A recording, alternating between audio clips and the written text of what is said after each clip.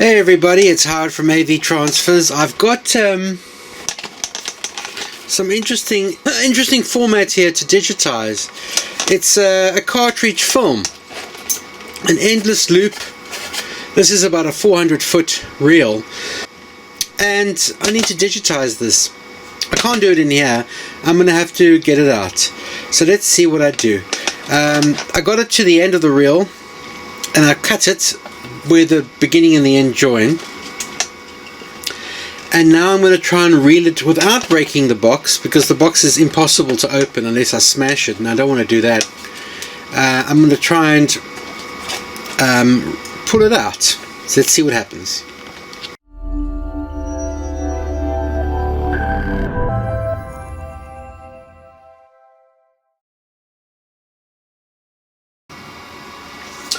My feeling is I want to pull it from the outside of the reel. No, the inside. Mind you, yes, inside. Because if I put it from the inside of the reel, it will be going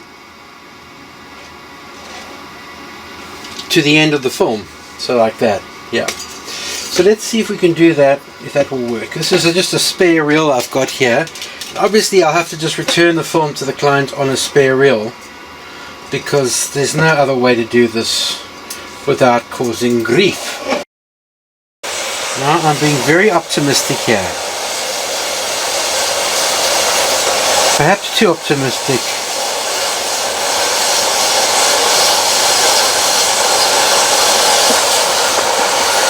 I really hope this works.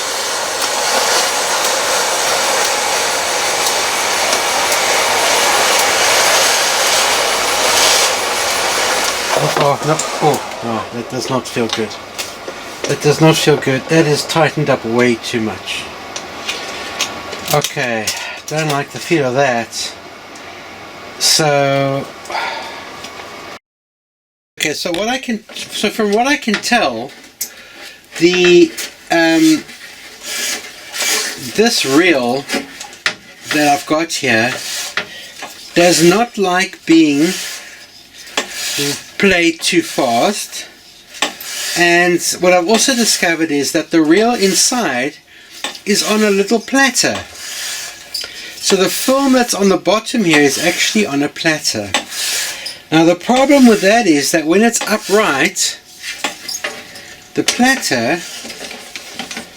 platter becomes immovable, and that's why we couldn't wind it any further on the movie stuff retro scan, because the film needs to be flat, because it was designed to be flat. So it's just a case of applying a slightly different set. Yes, this is a bit slower, but I'm not going to get too hell-bent about it, because honestly this is, you know, another good way of doing this that I think will actually be quite okay.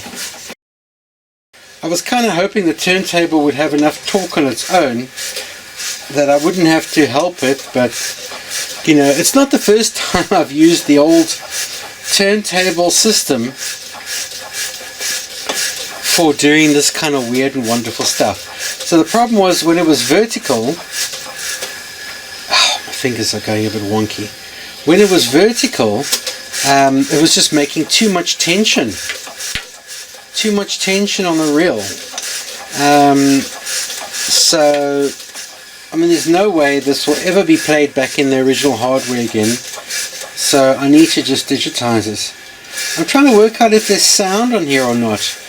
It's a Super 8 film inside, so will it have sound? It looks like it has sound, but I won't know that till I run it through the scanner and see what the scanner produces. But as it is now, we are extracting a decent amount of film, and we're not, you know, yes, it's a loop and you can take it out of this, but why would you want to?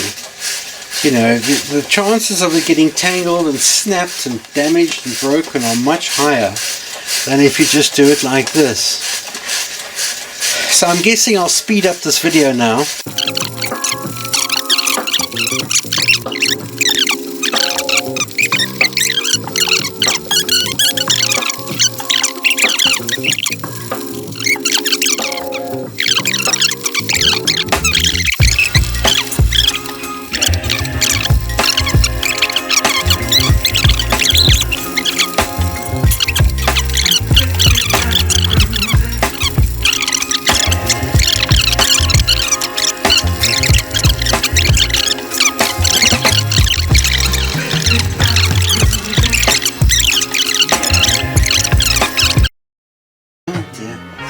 films out. Yeah, it's just a bit overflowing, unfortunately. How unfortunate, but hey, look at that. 1x Super 8 film on a Super 8 reel. So now I've got this very overflowing reel.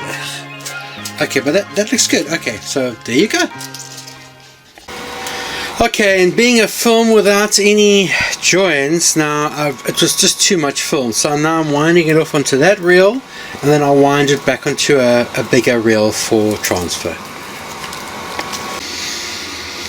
And there you have it. I've managed to orientate the film correctly.